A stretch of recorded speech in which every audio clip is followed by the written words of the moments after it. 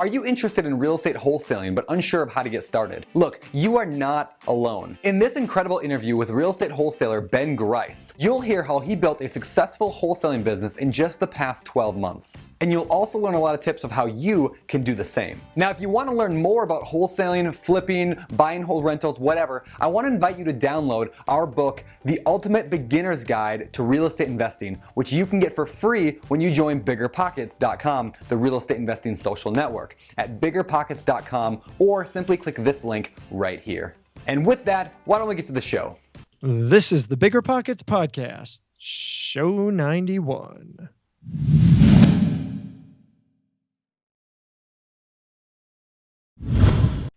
What's going on, everybody? This is Josh Dorkin, host of the BiggerPockets Podcast, here with my co-host, Mr. Brandon Turner. What is going on, Brandon? Oh, not a whole lot going on here, Josh. Just getting ready for the autumn season. Oh, the autumn season. I often prepare for the autumn season myself. What are you doing to prepare? I'm like, I don't know, doing like the yard work that has to get done and all that, maintenance on the properties. Got to make sure everything's buttoned up tight and that there's no roof leaks, because we don't get snow, right? We get rain. So everything's got to be sealed up good. And yeah, so all those landlords out there, you know exactly what I'm talking about. This is a fun I fun button up time my of year. roof as well, whenever possible. I don't even know what that means. I didn't know what you were saying either. Roof. Is that not how you say it? Roof is, do I have an accent? I don't know. Yeah, something Apparently. like that. Cool. Well, listen, things are good. Busy here at BiggerPockets. Things are crazy. We're picking up new family members. New folks are coming on every day to the team. And we got a really kind of cool announcement. October 22nd is the BiggerPockets 10-year anniversary. Woo-hoo. And it's a very big to do, at least for me emotionally. I'm really emotional. Yeah. You cry some. That's okay. Yeah. So we're excited about it. And for the 10-year anniversary, Brandon's going to be in town, and we are doing a 10-year celebration, a party. And where is town? Where is town, Josh? Town is here in Denver. Yeah, town is here in Denver. Yes. So we're doing a party. And so if you're in town, if you're here in Denver and you are interested in attending our little get-together, our networking event / party for BiggerPockets' 10-year anniversary, reserve your spot at biggerpockets.com/10years. That's biggerpockets.com/10 years. I hear there's going to be free alcohol. Yeah, Brandon. Now you just got like 1,000 people. Yeah, right there. Whoa, easy tiger. This is a classy party where people dress nice. I'm not saying. I'm just saying it's not a BYOB. Yeah, right. This is definitely Josh not has a budget. Josh has a. Let's get to the next topic. All right, today's show is actually going to be really, really awesome for those people out there who are currently working a full-time job and trying to figure out how to fit everything into their life. So we're going to talk to a guy today who's actually a wholesaler. But even if you're not into wholesaling, flipper, landlords, whatever, there's so much advice in here about automating and about setting systems up and how to fit all those things in. So it's pretty cool. Yeah. We talked to the best way to find deals, regardless of who you are. If you're struggling with your day job while trying to get things done, it's really, really a good show. And towards the end of the show, our guest Ben actually shares with us 5 different tools that he uses to manage his deal flow. And guys, this stuff is really, really awesome. You're really gonna love it. But before we get into it, and we do apologize for the long opening. We just got a lot of stuff today. Let's hit up today's quick tip. All right. Today's quick tip is, you know what? I will take this one. Take it. All right. Today's quick tip is you can pre-order the book on investing with real estate. You can pre-order the book on investing in real estate with no and low money down at biggerpockets.com/no money. That is Brandon Turner's book on investing, and it's amazing, really, really good. And so this is going on sale pretty soon, but you can pre-order it by going to biggerpockets.com/no money. So definitely get your name on the list so you can get this thing in your pockets. Yeah, we've been talking about this thing for like 6 months now, and it's been like 99% done for like 6 months. So it's finally like 99.999% ready to be launched. So anyway, if you're listening in the future, you can go to that same link, biggerpockets.com/no-money, and you will get to the page. So with that, let's move on to today's pro tip. So hey, Josh, for today's pro tip, let me ask you a question. How many members are there on BiggerPockets right now? Oh, somewhere between 200 and 210,000, I believe. Nice. Okay, so here's my thing. With 200,000 people, it's kind of hard to know to stand out from the crowd, right? So our pro tip today is there is a really cool pro benefit that we just introduced this week that pros can use, and that is the ability to upload a video to your profile. If you don't know what that means, there's a thing called video. They're like moving pictures, and you can you can embed them on like YouTube, and then you can go and put them on your BiggerPockets profile if you are a pro member. If you want to check it out, just go to my profile or go to biggerpockets.com/pro video, and there's a tutorial right there. So check it out. That's awesome. That's awesome. Yeah, and this video thing is really, really good for building your credibility, for letting people know that you're not just a bot or just some fake profile of somebody who's pretending to be something.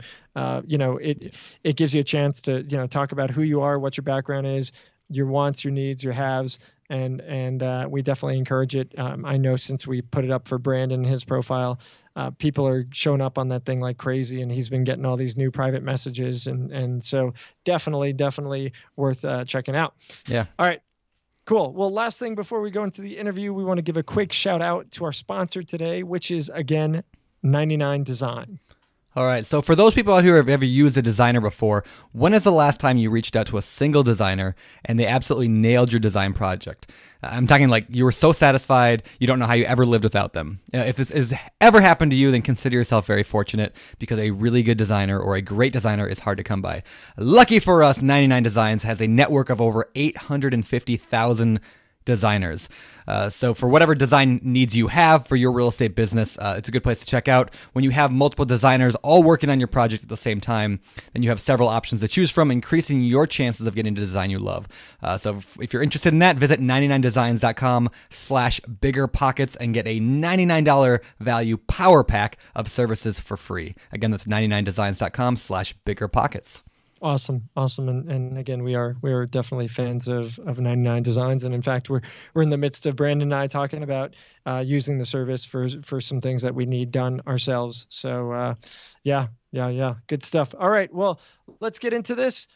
Today's guest is Ben Grees. Ben is a professional poker player turned real estate wholesaler in the Indianapolis market, and he's really crushing it here in his first year as a wholesaler. He's got some really great insight into using several cool technologies to automate a whole lot of things. And you know what? It's a great story. He's a good guy, and he's not trying to build immense wealth. He's just trying to use real estate as a means to an end, to build some extra side cash, and loves his job and wants to keep doing it. So for those of you who don't want to quit your job, who just are looking for other ways to build your cash pile. You from the South? Pile. Something happened. Got a pile of manure over there. Yeah. Anyway, funny guy. Let's bring him on. Mr. Ben, welcome to the show, man. It's good to have you here. It's a pleasure being here. Feel privileged and honored, and a little nervous. Well, don't be nervous. Don't be nervous. Josh is a little scary sometimes, but just pretend he's not there, and you'll be fine. I'm just angry. You're an angry man. An angry short man. He is tough on me, right? Wait, did you just, what? Did you just call me an angry short man? I don't know what you're talking about. Wow. This show is not about you, Josh Dorkin. We're talking with Ben today. Oh my goodness, Ben. All right, man. Let's get to you, Ben. Another show where I get ripped on. Clearly. So you're a real estate investor in Indianapolis, correct? Yes. All right. Or real estate wholesaler. I know that sometimes people have different definitions. Yes. But yes. Okay, so you are a wholesaler. You do not actually buy property to hold on to yourself. You buy them and turn them over to somebody else. Yeah. Currently, yes. Okay. So maybe actually, this is probably a good way to start. Is maybe you can give us your definition of exactly what a wholesaler is. I mean, because some people listening, we haven't done a wholesaling show in quite a while. Yeah. So people who are just joining the podcast, new listeners, what is wholesaling to you? Wholesaling to me, involves, you have to be a great marketer. And so I market for motivated sellers or distressed properties, and I speak with those sellers. I get build rapport with those sellers, try and find or identify what their problem is when selling, and provide a solution to that problem. And a lot of times that's cash, a fast sale, cash. They can't normally sell their property traditionally, like with a realtor. And so I get that property under contract, and then I assign my interest in the contract to an end buyer or a cash buyer. Gotcha. Okay, so plain and simple, a wholesale deal is one where you're putting this thing under contract and you're assigning it to somebody else for a higher price, and you're making the difference between what you buy it for and what you sell it for. Yes. Exactly. Perfect. Exactly. So if I get the property under contract for $50,000 and I have a cash buyer who wants to buy the property for $55,000, I make that $5,000 spread in the property. Perfect. Cool. So what did you do before real estate? I mean, what was your career? I know you've got some interesting stuff that I think you kind of do on the side now. Sure. Tell us your story. I was first exposed to real estate back after graduating undergrad from Ball State University in 2007. I'm not going to go there. You've been to Muncie, Indiana? Just Ball State, Okay, well, yeah, I graduated from Ball State in 2007, and I moved out to Phoenix, and I met a guy who was probably about 3 years older than me, and he was living in his apartment and working out of his apartment in Tempe, Arizona, which is a big college town, and he was living the life. And I asked him what did he do, and he wholesaled real estate out in Phoenix area back in 2007, and he had a number of he had hundreds of bandit signs. I didn't know what they were at the time, but now I know that they were bandit signs in his apartment, and that's how I was exposed to real estate. And he tried to encourage me to get started doing it, but I didn't have the money. I didn't think I had the money or time needed to get started in real estate. But I tell that story because that's kind of like a catalyst of how I got started a year ago. In between 2007 and a year ago, I finished grad school and I took a position as an electronic medical record consultant. And if you don't know what that is somebody, me specifically, in electronic medical records. I train the nurses and the doctors how to chart on the medical system or the medical record, chart data for their patients. Gotcha. So I took a job doing that, and that's a consulting gig. And so I would have a contract for 6 months, and then I would be off contract. I was having to travel all over the country. I've actually been to Seattle, where Brandon is located. Love Seattle. Nice. And all in between doing those contracts, I was also playing poker semi-professionally, professionally, and that was providing a good income. Nice. So can you read Brandon right now? What's he thinking? Not sure. Yeah, nor is he. Not sure.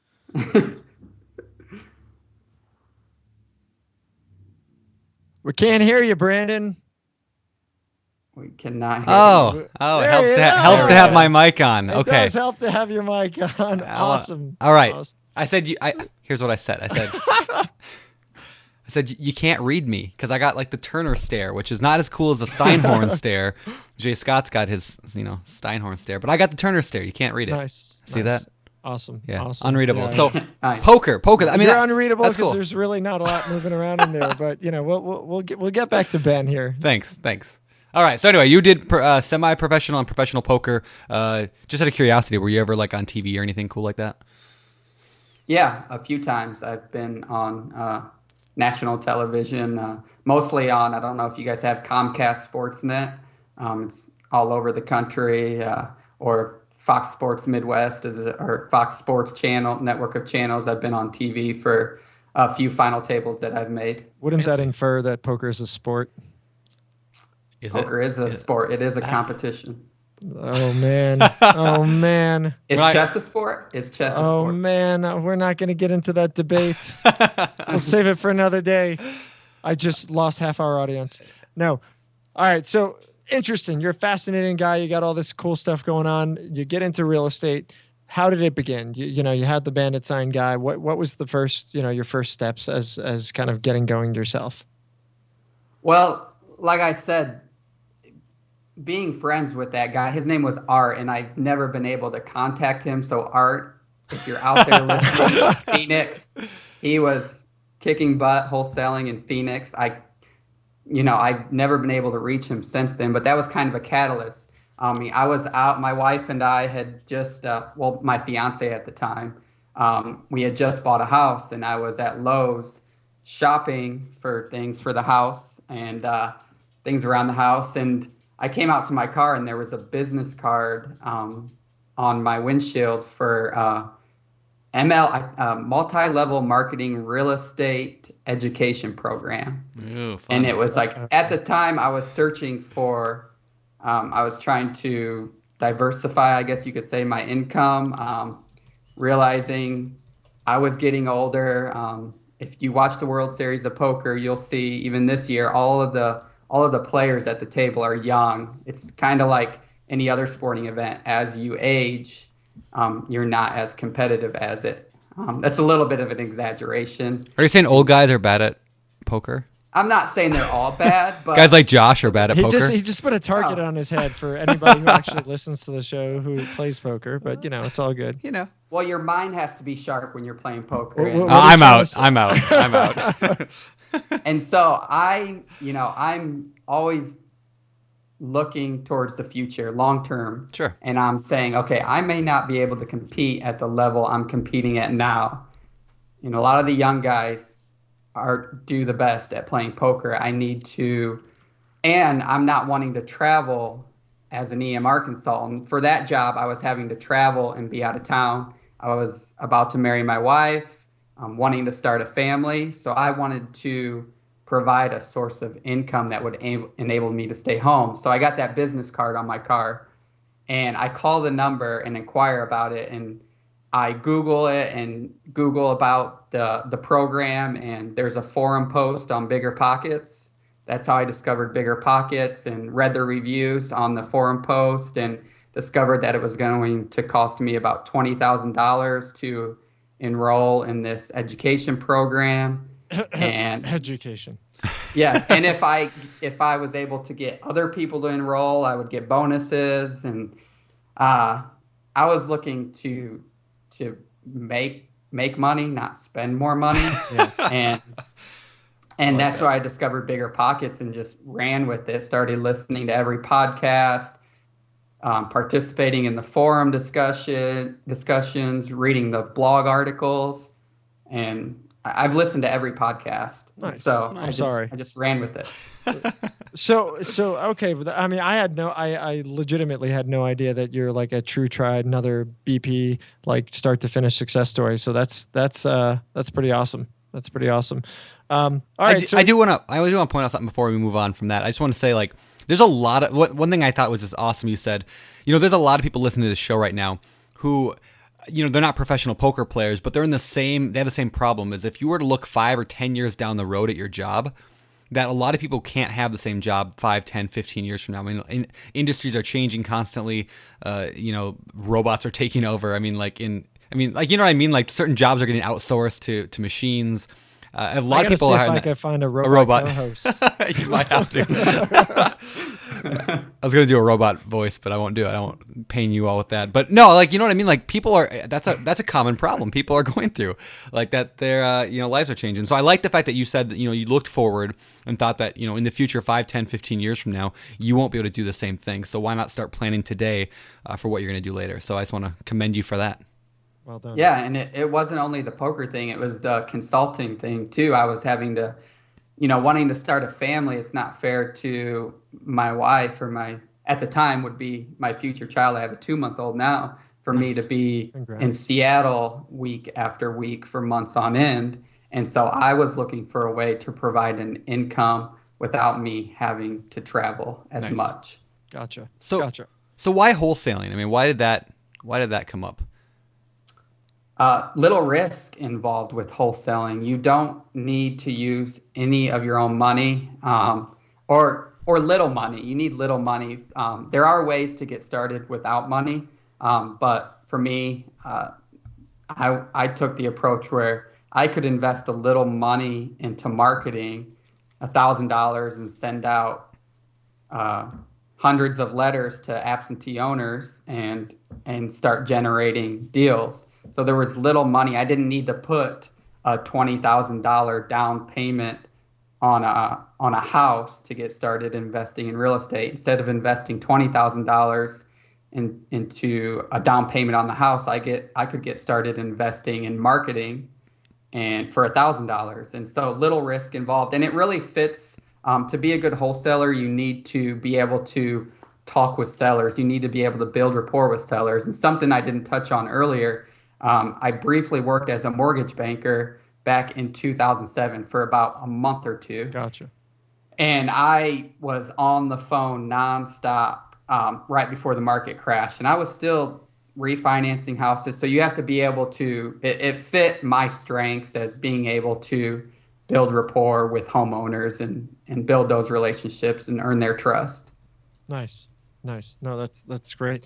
Well, so we want to talk more about wholesaling, but let's kind of get to your first deal, and then we'll kind of jump back to it. So tell us about, you started doing these mailings.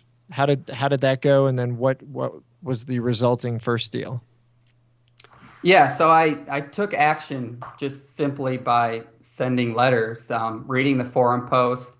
I think I started a forum discussion, $5,000 direct mail marketing budget, and what would you guys do? Putting that out there to some of the other members of the BiggerPockets community.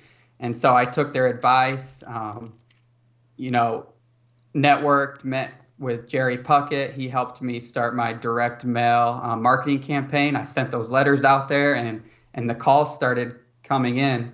And my first call was from a doctor who worked at a local hospital here in Indianapolis. And at the time I was working as a electronic medical record trainer, training the doctors. And so I instantly was able to build rapport with that doctor. And he's working at the same hospital that I'm working at. Oh, nice. We have something in common. He trusts me.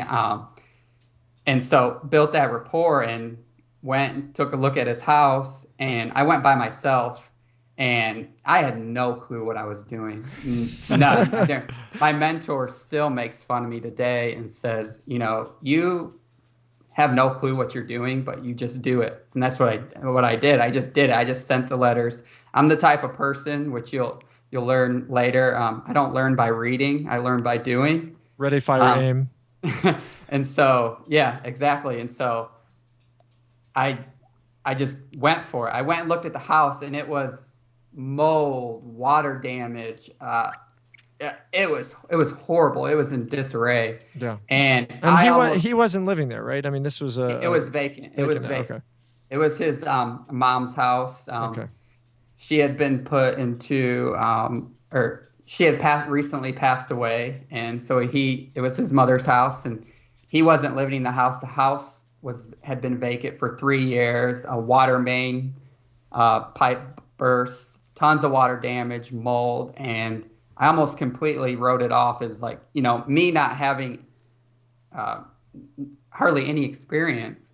I almost wrote it off as, oh, nobody's going to buy this property. Yep. And through poker, I had met a guy who has now become my mentor, who was flipping 3-4 houses a month in Indianapolis. So I went to him instead of giving up on the property. I went to him thinking, oh, there's no chance anybody's going to buy this property.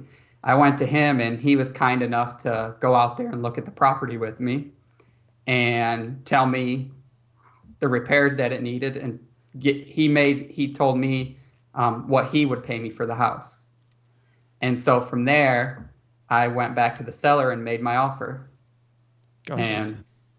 And so what did those numbers look like?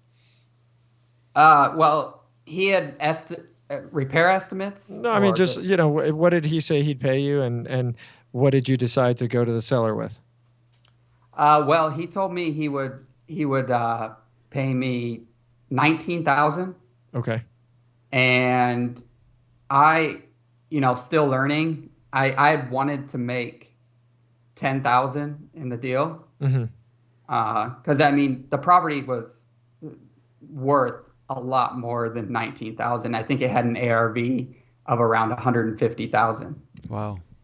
Yes, yes, but it needed a lot of work. Sure.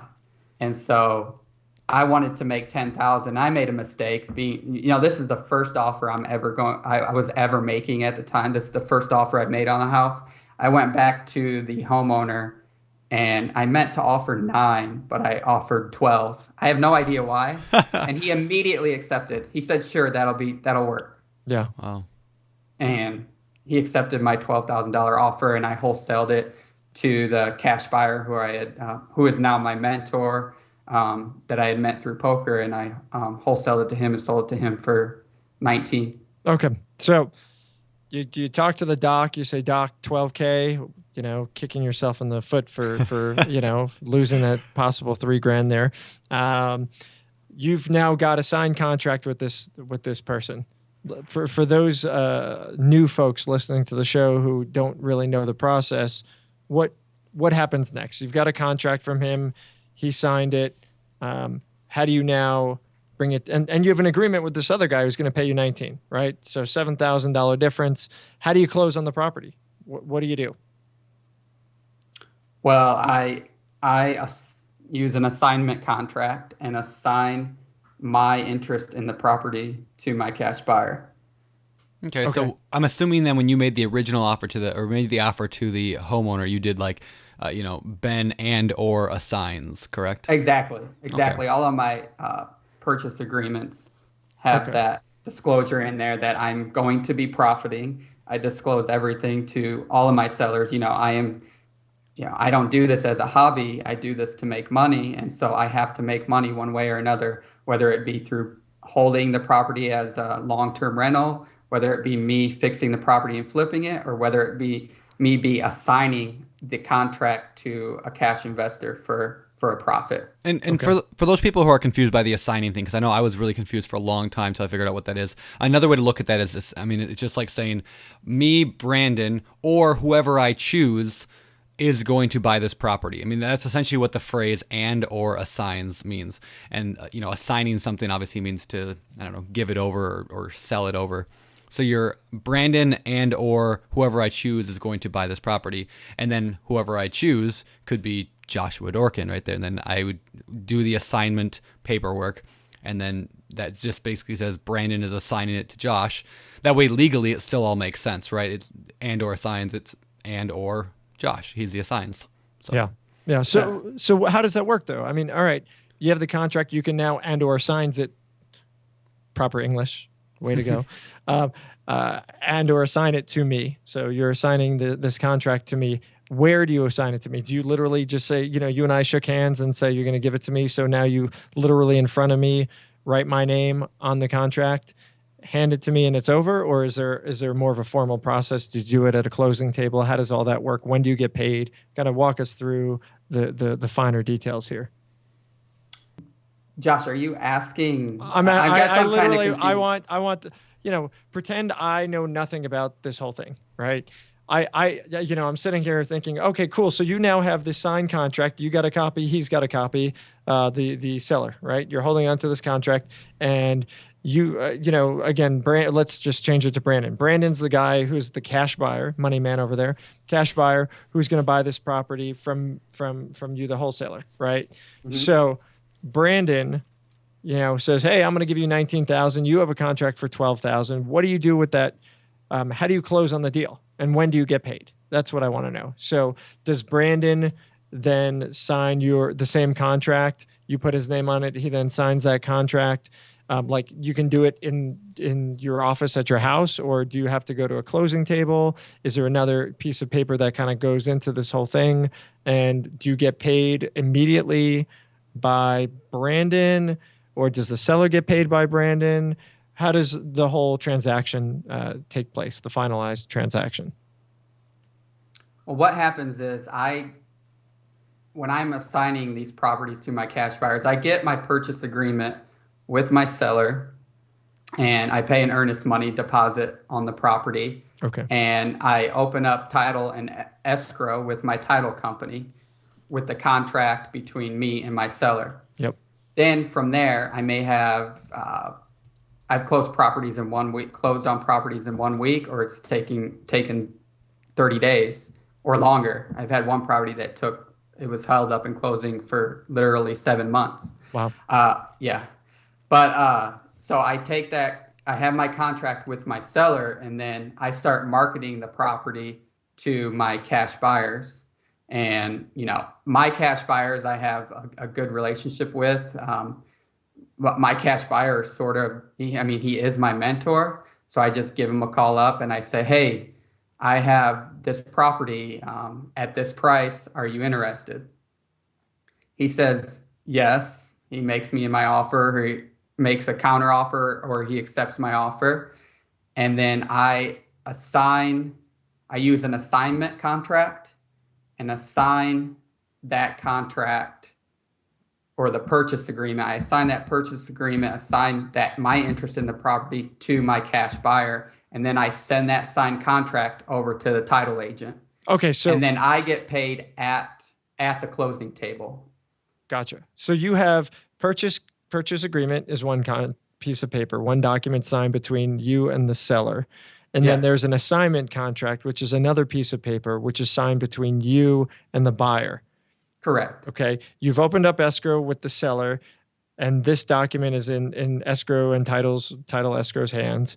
You now have this second document, which now, after signatures between you and the other individual, the cash buyer, both of you guys get that over to escrow agent. They now have it, and then the closing takes place wherever it takes place. You don't need to show up at closing, correct? No, I don't. There are some closings I have never showed up for. There are closings that I have showed up for. Okay. Just really depends. I closed one deal where I never met the seller face to face.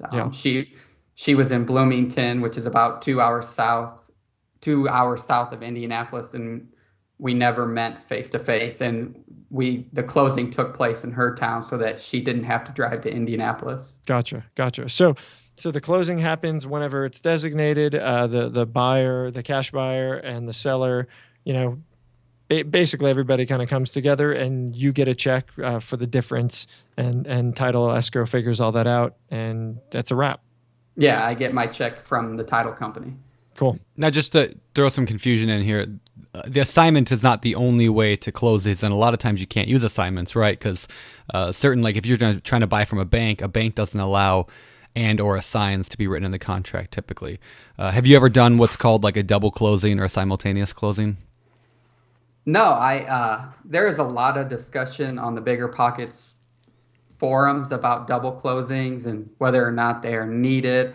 I believe that, if you do a good enough job building rapport with your sellers, earning their trust, solving a problem for them, you have to be able to solve a problem. It has to be a win for them, not only for you or your cash buyer. It has to be a win for them.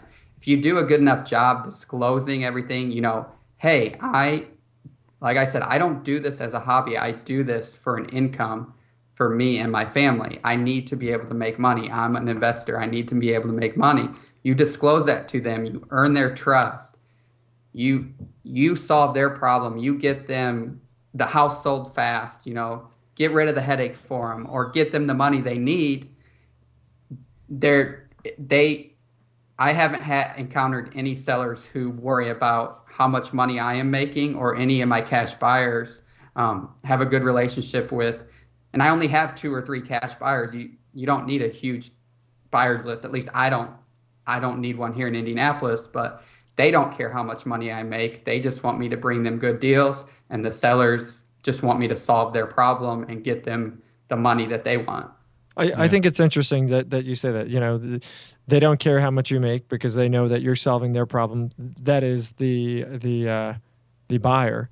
As long as they can get some profit out of the deal, it's in their interest to ensure that you're happy so you can continue to source deals for them, right? And maybe not even Exactly. profit, as long as you can solve their problem is, I think, the key, right? So, Well, I was talking about the buyer. oh, yeah. Okay. Yeah, and then from the seller's perspective, it's gotcha. the same thing. They just want to get the heck out, and as long as you're not completely unreasonable and charging $1,000 for a property that probably should have gotten rid of for 9 or 12, then they're gonna be happy, and you're a reasonable person. You explain how, and you disclose what you do and how you do it. Then that trust factor comes into play, because I think a lot of people where they fail is they try to be, there are a lot of people who try to do things underhanded and think that they have to um, be a little less than transparent in what they're doing, and I think that's where a lot of the bad name comes in on wholesaling as well. Is if you're clear and say, hey, this is what I do, this is how we do it, I see no issue whatsoever. Yeah, I mean, on my website, I have a post and my blog. It's an advice for sellers, and it says, "What do cash buyers do with the property after we buy that? After we buy your property, what do we do with your property?" Yeah. And it explains, we either wholesale it, we either hold it, or we either flip it. That's a cool idea. I don't have that on mine, but I should add that to my buyers, like my we buy properties kind of site.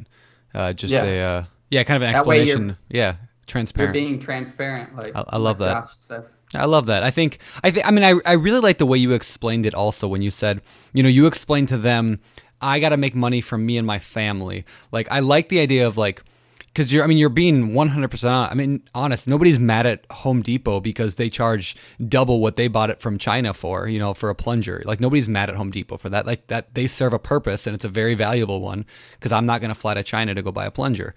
And so a wholesaler has a very valuable role in the real estate process if it's done correctly. Now, where it's not done correctly is you go to your buddy and you're like, hey, I got this this property under contract when it's worth, like you said, $19,000 he'd pay for it. I got it under contract, and I'll sell it to you for $85,000.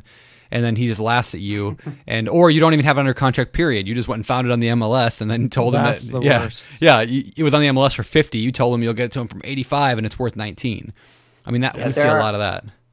Yeah, there are a lot of people. There are some people. I get deals sent to me that are on the MLS. Yep. And so That's crazy. What is your advice? Do you have any good advice for people who are just starting out that maybe went to a seminar or saw something online that they are really excited about wholesaling now? What advice do you give them so they don't turn out like that, so they turn out more like you? Well, sellers will be able to. Be transparent with them, build rapport with them, be honest with them.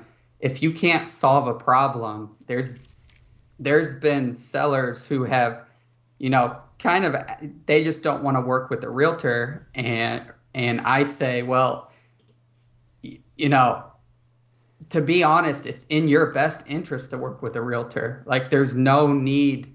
You're going to make more money if you sell traditionally with a realtor. So my best advice for those wanting to get started wholesaling is to just be transparent with your sellers. Find out what their problem is. For some people, it's not even about the money whatsoever. Has nothing to do with the money. Figure out what that pain point is for them and target that. For my first deal, the doctor wasn't worried about the money. He was worried about a house that had been sitting vacant for 3 years, that had been, nothing was being done with it. It was a headache. He was getting contacted by the county. He just wanted to get rid of the headache, regardless of how much money he sold the property for. Yeah. So just find that pain point with the sellers and figure out if you can solve a problem for them. Yeah, and to that, if they don't have a pain point, they're not going to sell it to you, right? That's kind of the bottom line. If they don't have a pain point, they're going to probably sell it retail. They're going to probably put it on the MLS. They're going to probably go through a realtor, and It is what it is, which is why, I think it's so funny when people come out and just, say that investors are taking advantage of folks. The folks that are unloading properties for pennies or nickels or dimes or quarters on the dollar are doing it for a reason. They're doing it because the traditional process of going through a real estate agent and listing the property on the MLS and waiting 30, 45-day escrows doesn't work for them. It's not going to work for them. There's a reason for it. Somebody's in the hospital, the property's just, going down fast for whatever reason. They want to get out from under it. So, again, as long as you're being transparent, not taking advantage of these people, working with them, talking to them, finding out why it is that they want to get rid of this thing, you're helping them out. You're helping them out. So, to all the folks who might be listening thinking, well, I don't know, I think investors can be kind of shady. There might be some. And that's unfortunate. And, I'd say the vast majority of folks aren't that way. And there is a legitimate reason why this works. If it didn't work, people aren't going to accept an offer on a property if they don't find that to be a doable option. So, I don't know. And, for wholesalers getting a bad rap, there's another aspect of wholesaling. Imagine all of the properties in any community that would still be vacant and squatters be staying in there and vandalism taking place in all these communities around cities all over the United States. If wholesalers weren't out there finding these properties and selling them, and in turn getting the communities revitalized. I look around my neighborhood. I look at properties that wholesalers have come in, picked up, and turned over, and I know for a fact that those properties would have sat many, many, many times longer, with weeds and grass, possible vagrants in there, all sorts of problems, if not for the wholesalers coming in. And so they're helping everybody. So I do think it's a good thing. Now, there are bad things too, right? I mean, some folks do things unethically. We've talked about that. I think using things like bandit signs illegally and other things that kind of are negative towards investors and the community are certainly a problem, but they serve a good role. All right. So how many deals have you done total now? 5 going on 6. So 5 going on 6. So you're pretty new at this. When was that first one? Like, how long have you been doing this? Well, the first one is the one that sat in closing for 7 months. The seller was, I took action in August of last year, started to put together took action a year ago, putting together my direct mail campaign and then sending the letters. And it took me about a month and a half to get that property, my first deal, under contract after the calls started coming in. And my cash buyer was ready to close. My seller was, he was an old school guy. He liked to do everything through his attorney. And so, which is fine. We worked with them. But the attorney, I don't know what happened. I don't know exactly. There was a tax issue, and the attorney was busy, and he wasn't efficient on getting to the property and taking care of his client's needs as fast as he should have been.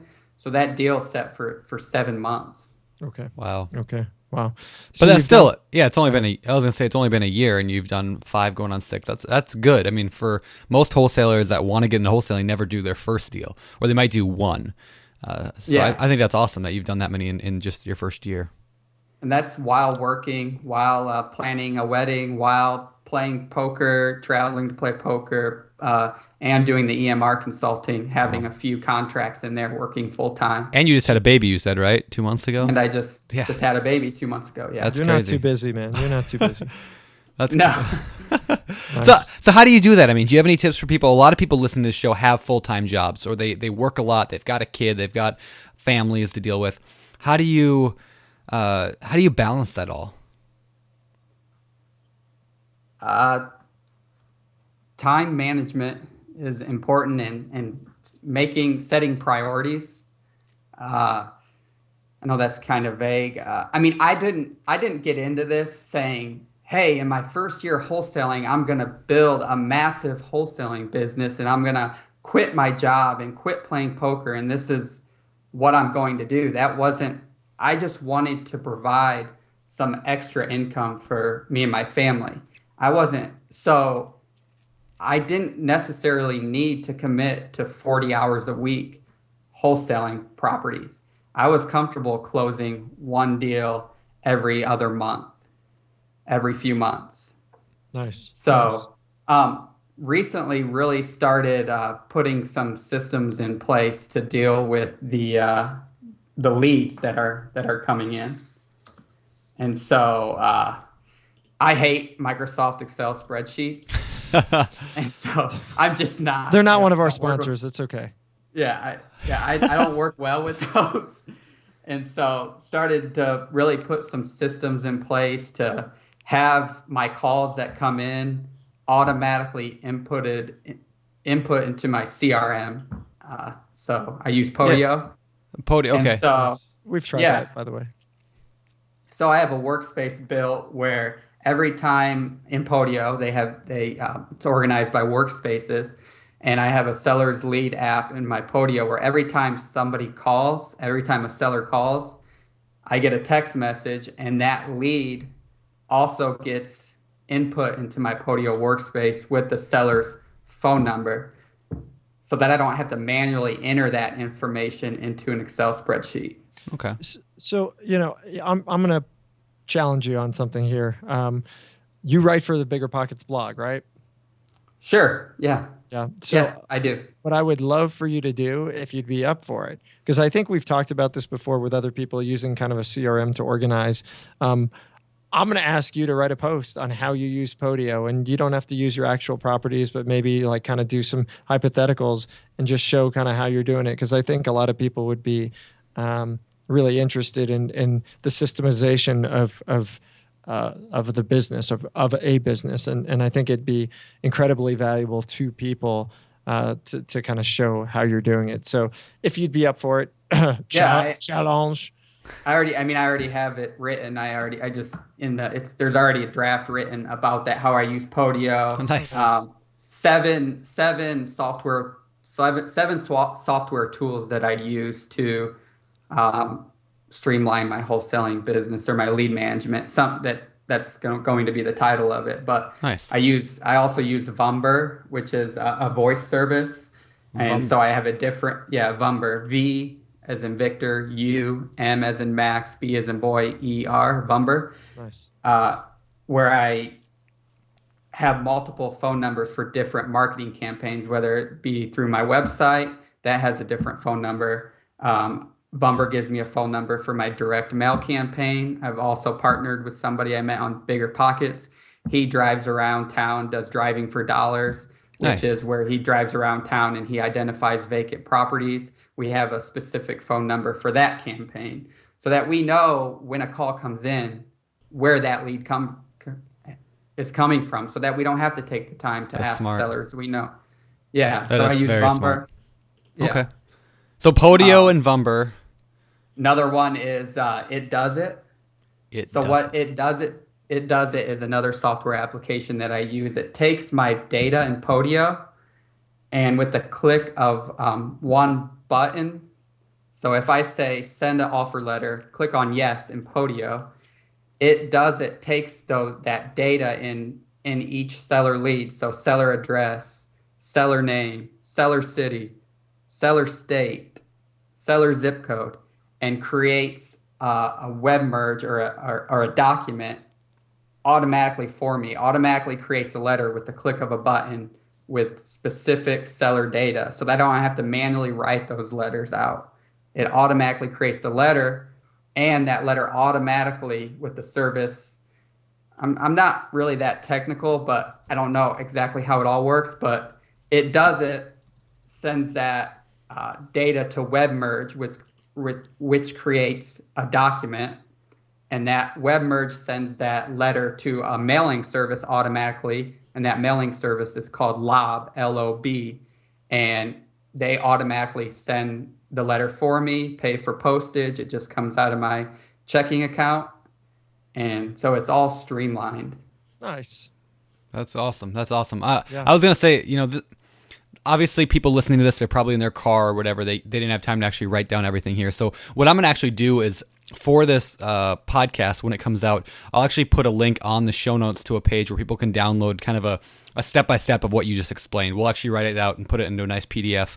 People can print it out, hang it on their bulletin board. So just head over to biggerpockets.com/show92, and I will have a link to it there, because I think that's going to be extremely helpful. And if we get that blog post of yours out before, we'll get that thrown in there as well. And so yeah, awesome. Nice. I love that stuff. And I think that kind of automation stuff is a good way to help that work-life balance we talked about. Is you don't have to sit there and enter Excel information in and all that stuff. I think that's excellent. So well Yeah, done. exactly.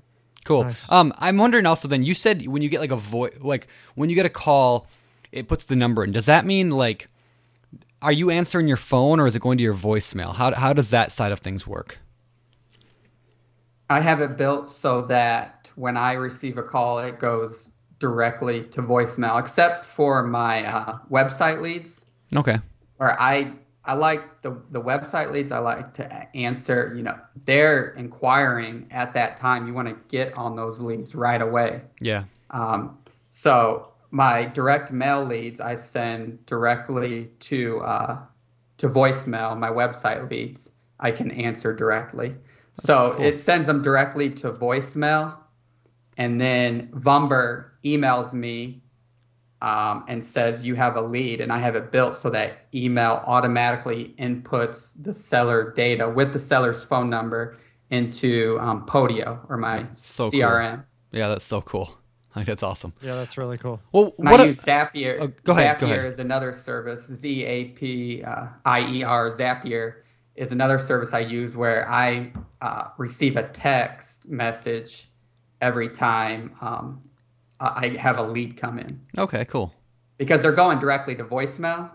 So I receive a text so that I know with the seller's phone number if if I'm in the mood or if I have the time to take calls. I have the phone number right there in a text message. I can just click on it and call the seller up. This is awesome, man. yeah. It really is cool hearing like the tools that you're using to kind of to do this automation, as Brandon was talking about.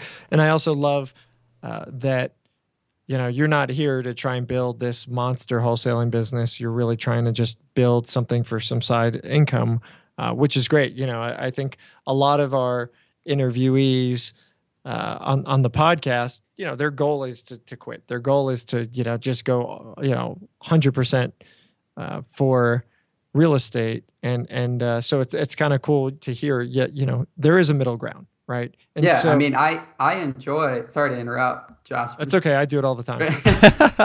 Sorry. Before I forget, I enjoy the job I do working with the doctors and nurses, electronic medical record training. I enjoy playing poker. It provides good income. I'm a competitive person. That's an outlet for me. Being able to compete.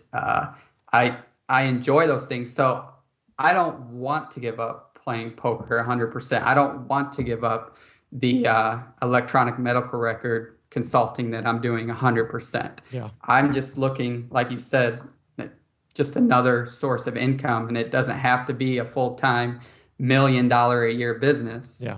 So what is then, because there's got to be a line, right? The line has got to be, I could only afford to do X deals, right? I could only, I don't want 10 deals a month. I don't want 5 deals a month. I want 2, I want 3 at most, because anything more than that is going to take me away from everything else.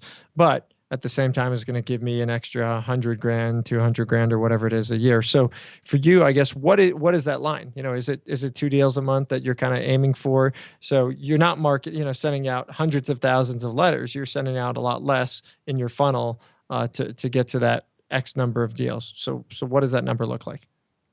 Well, I've had a goal for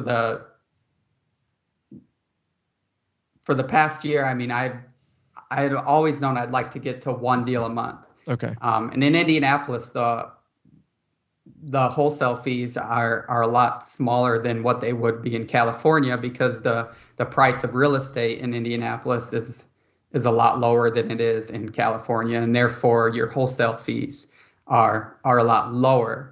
And so if, an average wholesale fee in Indianapolis is about $5,000, at least for me, that's what it's been. And through, going to the RIAs and networking locally and talking with other wholesalers and other investors, the average fee is 5,000. So for me, if I could do one deal a month, I'd be satisfied with that. Yeah. I'd still be able to do the consulting work that I do and still be able to keep playing poker like I do. Nice. That's cool. Nice. That's cool. I think that's awesome. Like, yeah, I really like the concept of part-time kind of wholesaling as an additional income stream. And furthermore, I mean, there's people probably listening to this that don't care that much about wholesaling. But I think what's great about it is, forget the idea of wholesaling. It's everything else. It's the marketing and the leads. Like, why don't more landlords do that? Why don't more flippers do it on their own? Just because they don't know how, or they don't have the time or whatever. Like, but this kind of stuff helps the rest of us even more than it helps the wholesaler. A landlord can pay way more than a flipper or a wholesaler can. And so if more landlords did this, they could get, much better deals than they're getting off the MLS. So I just think that's very cool. That's a great point. That's a great point. Yeah. And that's always been something I've wondered about. I'm like, it's always the wholesalers who are doing the marketing, the direct mail and all that stuff. And you really don't hear about a lot of landlords or flippers who are doing their own marketing in those kinds of ways. And I think if more folks would, hey, better deals, more profit margin, it's maybe a they beautiful can't. thing. Maybe they can't. Maybe they just, I like to think, I mean, wholesalers, you have to sort of you have to be comfortable on the phone with complete strangers. You have to be able to build rapport with sellers and earn their trust. If you're all about the numbers and all about the business side and not about building relationships with these sellers and building rapport with these sellers, you're not going to have success marketing. So you kind of have to have it or learn how to do it, how to talk to sellers. I think that's a really good point too, is that, I mean, some people just, they're not good at that kind of thing. Like for me, I do not like talking on the phone. I never have. And so I would gladly rather pay you $5,000 to find me my next deal than for me to go and, get a little bit better deal, but have to do it myself. I just don't like talking on the phone that much. It bugs me. I do it. And, I advertise for, motivated sellers a little bit, but it's not my favorite part of my job. So why not outsource that to a wholesaler and focus on what I'm good at? And that is, I don't know, landlording or BSing. Who knows? All right. So building upon that, what are the skills? And then we got to, move on, but I want to know, what are the skills a good wholesaler should have? Like, do you have a list in your head, or just what are those things that a person should be good at in order to be a good wholesaler? You have to be good at marketing, first of all. I mean, leads are the lifeblood of any wholesaler's business. You have to have leads, and to generate leads, you have to be good at marketing. And so, be good at marketing. What does that mean? How to generate leads? How am I going to generate my leads? My direct mail. You have to understand what sort of sellers to target or to market towards.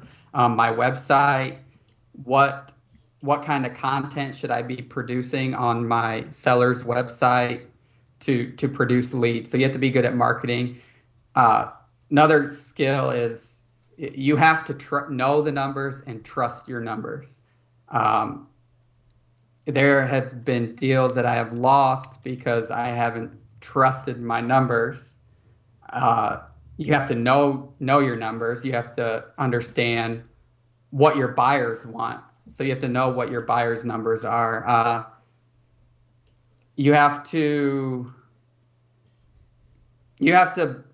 more than anything, I think this is number one skill any wholesaler has to have. You have to be able to build rapport with sellers. People work with people they trust or people they like. And so the number one skill is you have to be able to build a rapport with those sellers. I know it's cliche, it gets said all the time, but it's the truth. You've only said it 34 times. In the It's show, the truth. so, you know. It's the truth. Yeah. Yeah. No, I love Awesome. it. I love it. That's great. Well, That's great. My last question. easy- Oh, go ahead. Go ahead. The easy part is learning the numbers. I mean, there are forums, BiggerPockets forums out there that will teach you the numbers, teach you the 70% rule, and you have to. You can learn those numbers, but you also have to be able to. Yeah, I'm losing my train of thought. That's right. Well, I was gonna say also, just got to plug this. You can also learn the numbers if you want to buy the book on investing in real estate with no and low money down, which BiggerPockets sells now. So yeah, you can get that at biggerpockets.com/no money. And yeah, I think that URL is going to work. But the last thing, how about I know. How do you like plug? that plug? How do you like that? I got to plug my own Selfless- thing, right? I selfless got to plug plug. it. All right. But the last thing I want to mention is you mentioned, there's two more things. First of all, 70% rule. For those people who don't know, it's the idea of, property's worth $100,000, take 70% of that. You got 70,000, subtract out your repair costs.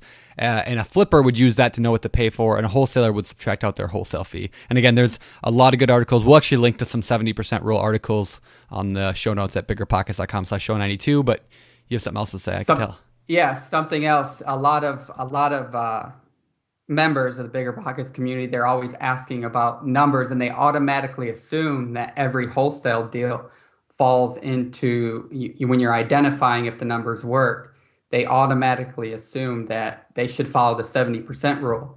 Well, you have some wholesale, that's for owner-occupant type houses. And what that means is that's if your cash buyer is going to flip the property and sell it to an owner-occupant.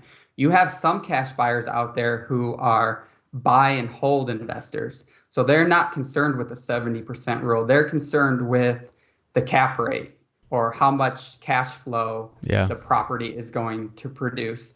So the 70% rule doesn't apply in every wholesale deal. For buy and hold investments or rental properties, the numbers are different. I don't know if you want me to go into that or link to a post. Yeah, I'll link to a post about it, or maybe you'll write one before this podcast comes out or something. But Sure. No, but I think that's a very valuable point, is understand who your buyer is, who your cash buyer is, and run your numbers from that standpoint, not just from some imaginary number that you think they're going to want. So I think that's terrific.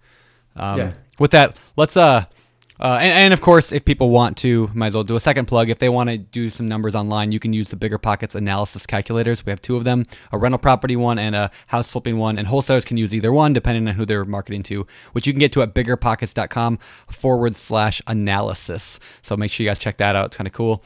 And the last question I have before going to the fire round is, what comes next for you? Like, where's your business headed? What are you working on in your business to propel it forward in the future?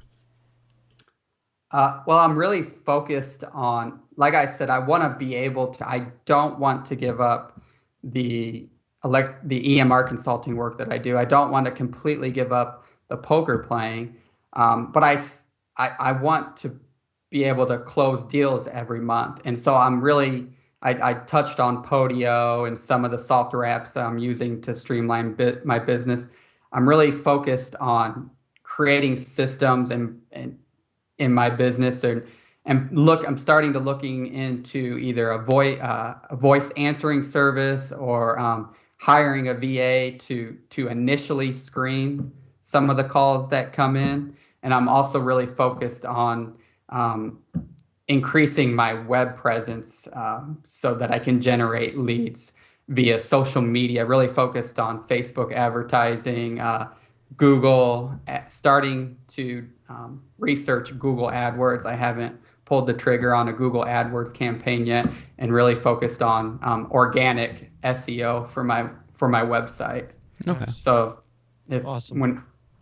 Cool. Do you have any, I mean, I know we got to move on, but do you, like, when you talk about SEO, what exactly do you mean by that? Do you want to give just a brief description? Fast and dirty. Yeah. Yeah, well, I'm focused on organic SEO, so SEO, search engine optimization. I want my website to rank well for those search terms that sellers are searching for. So We Buy Houses, Indianapolis, Sell My House Fast, Indianapolis, Cash Home Buyers, Indianapolis. And so I'm working with a gentleman who I met on BiggerPockets, Jared Morris. And I kind of hired him to do some consulting for me, kind of modeled my website after his website. And so I'm producing the same type of content for my website that he's producing for his.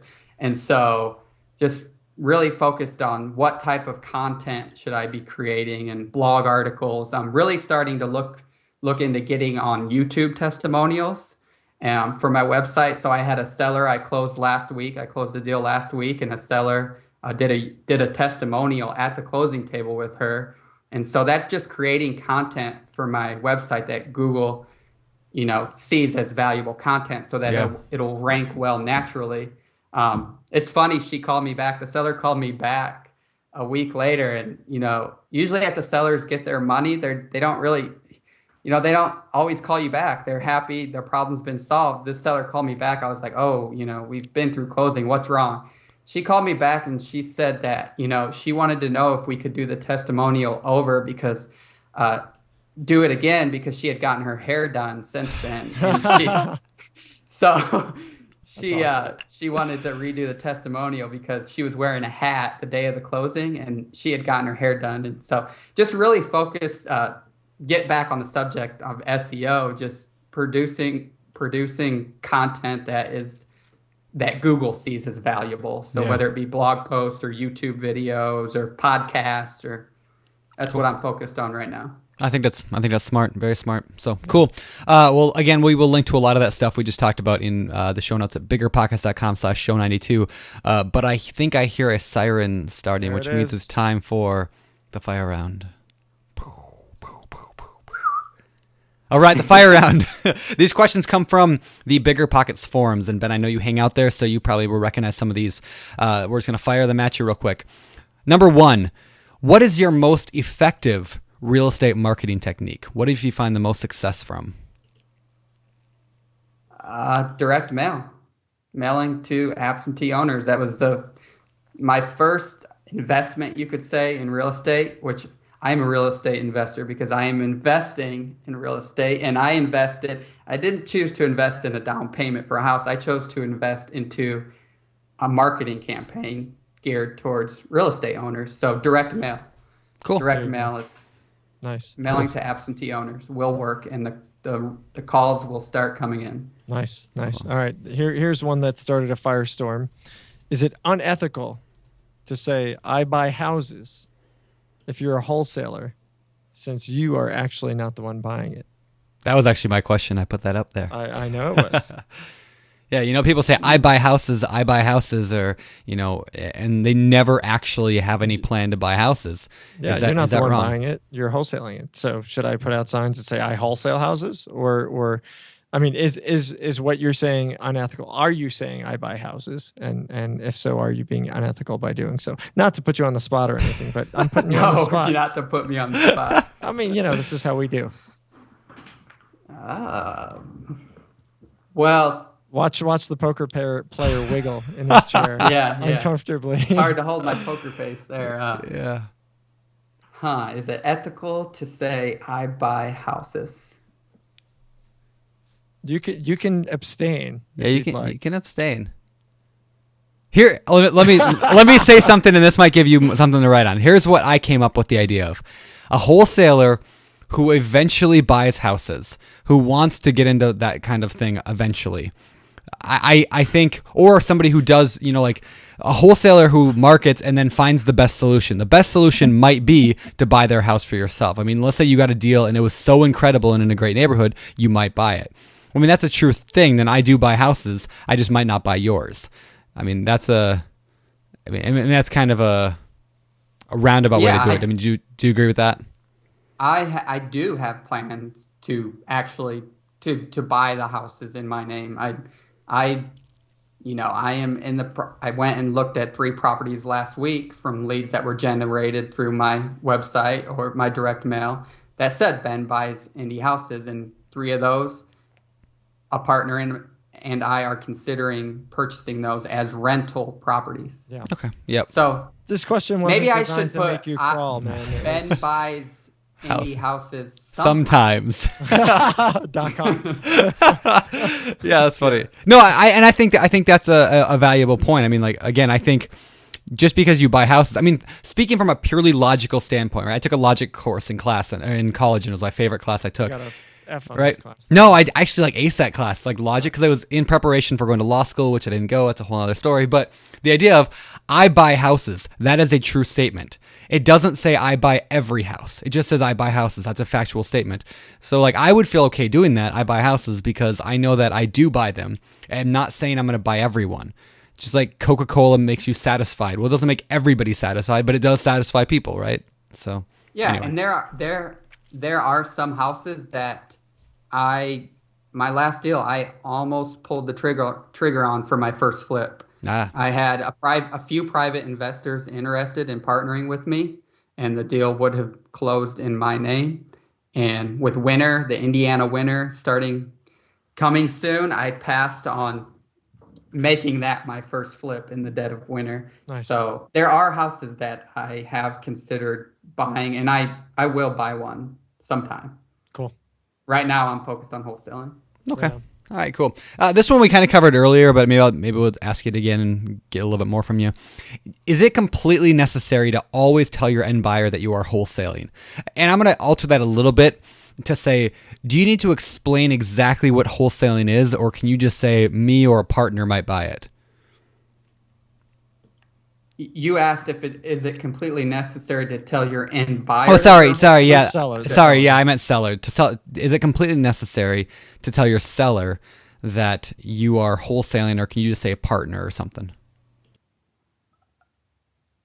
You can say a partner. I mean, a lot of times that question doesn't come up. It's because it's automatically disclosed in your initial conversations because a lot of times in your first conversation with the seller, you don't know what your plan is with the property 100%. You may think you're going to wholesale it and then find out you can't wholesale it. You may think this would be a great buy and hold investment for yourself. So if you disclose that I think it's necessary to disclose that you may do one of three things. You may either buy it for yourself, wholesale it, or buy it for yourself or wholesale it. Okay. I think it is necessary. And if you are working with a partner, you do want to disclose that as well. I mean, I have partners. My mentor goes out with me to look at a lot of houses. In essence, he is a partner of mine. And so I could say my partner and I or my friend and I are thinking about buying this. Yeah. Sure. Cool. Right on. Cool. All right. Well, last question from the fire round is This is the fire round. Jeez. This is the fire round. Under fire with Well, you. you gotta ooh, yeah, feel the heat, man. All right, what issues with a house will make you run from a wholesale deal? What scares you away? I don't have enough knowledge yet to be scared.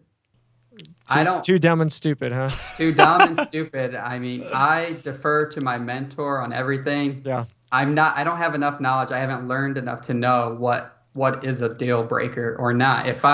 Some people say mold and flood, and if I would have been scared of that my very first deal because of the mold and the flood that took place in the house, I would have lost a deal. So nothing scares me. You're like your little 2-month-old baby crawling into a bed of fire, not knowing that you're about to get burned. Hopefully that never happens, by the way. Yeah.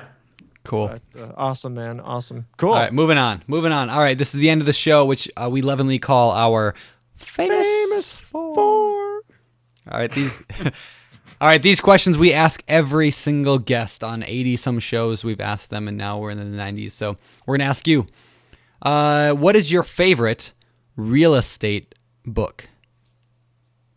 My favorite real estate book, to be honest, 100% honest, full disclosure, like I do with my sellers, to be honest, since college, I think it's been since college. I'm 30 years old, and I finished undergrad when I was 26 26, I forget.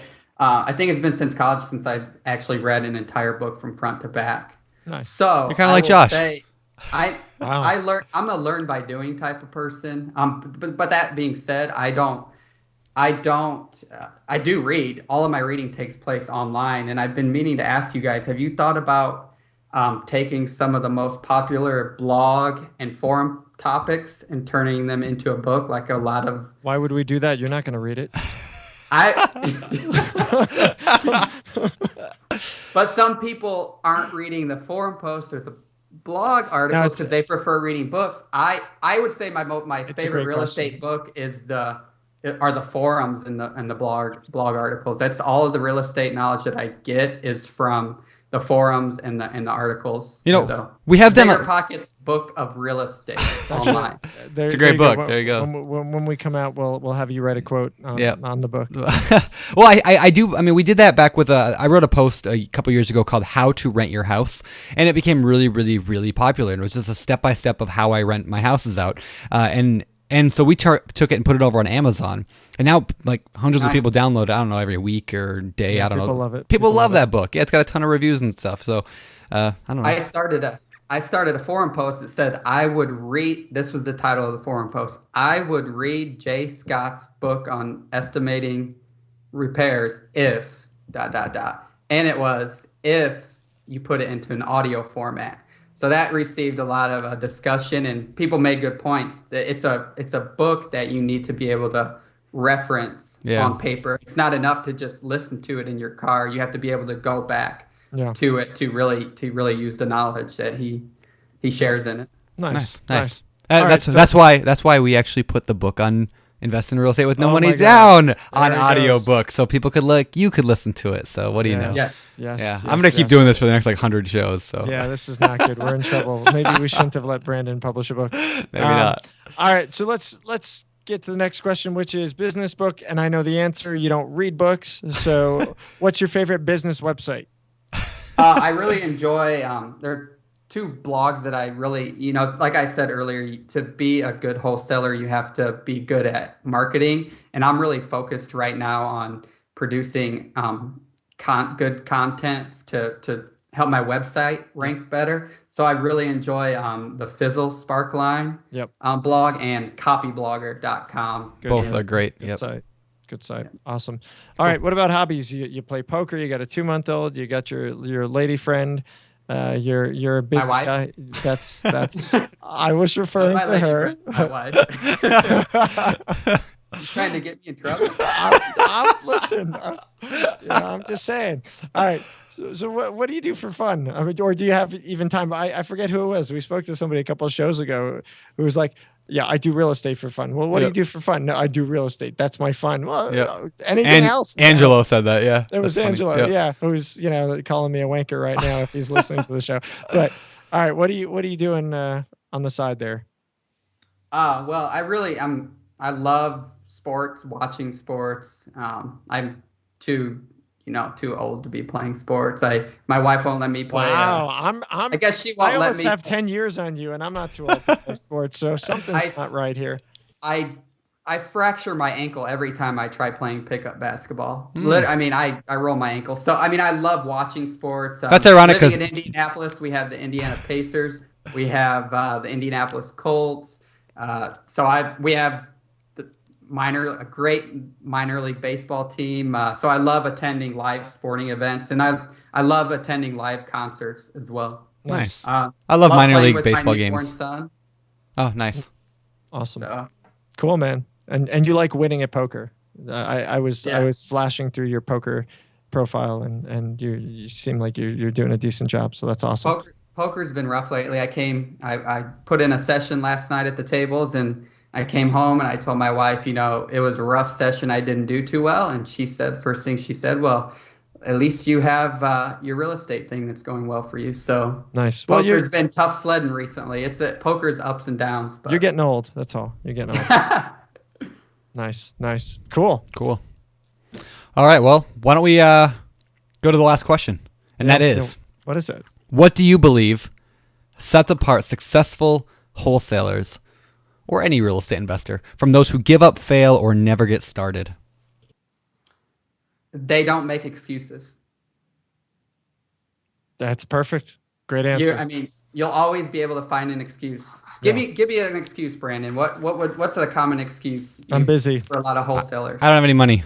I'm busy. I don't have any money. Well, you can get on Craigslist and identify the for sale by owner properties and start cold calling those to generate leads. There you go. Good. Look What at about that. if I don't have any time? Excuses. I don't have internet access. Go to the library. I'm homeless. I live under a bridge. You shouldn't be wholesaling. Okay. Good. No, that's great stuff. Great stuff. Last question, Josh. You get to take it. Oh, thank you, kind sir. Yeah. I'll allow you. Ask him where we can find more about him. Come on, let's go. Did you really just? You know what? Hey Ben, where can we find out more about you? Ben, why don't you not listen to the tall, goofy guy and let me ask you a question that matters here? And that's, where can people find out more information about you?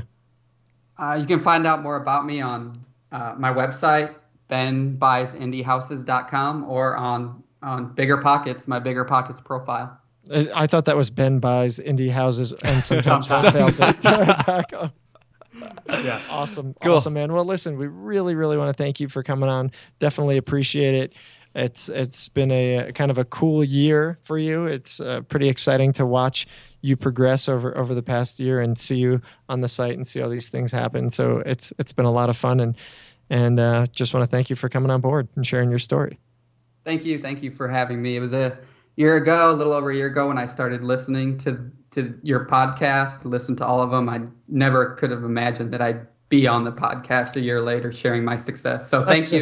That's just because we couldn't book anyone else. That's fine. Yeah. I'm kidding. Ben, thank you so much, man. It's been a pleasure. And if folks have any questions for Ben, you can go to biggerpockets.com/show92 and ask him questions there on the show notes. Otherwise, if you're not already active on the site, on the community, like Ben is, definitely do that. Go to biggerpockets.com, create a profile, jump in and start participating. I cannot tell you enough times how important that can be for your business. Otherwise, check us out. Follow us on Facebook, Twitter, LinkedIn, G+, so on and so forth. And I'm totally distracted because there's a little furry dog on Brandon's lap. But thank you again. Charlie, get out of the way. I'm going to go grab my puggle. Oh, man. All right, guys. Go read, go do something, make moves, make it happen. And we will see you again next time on the Bigger Pockets podcast. I'm Josh Dorkin. Signing off. Really? Really? That's how I roll.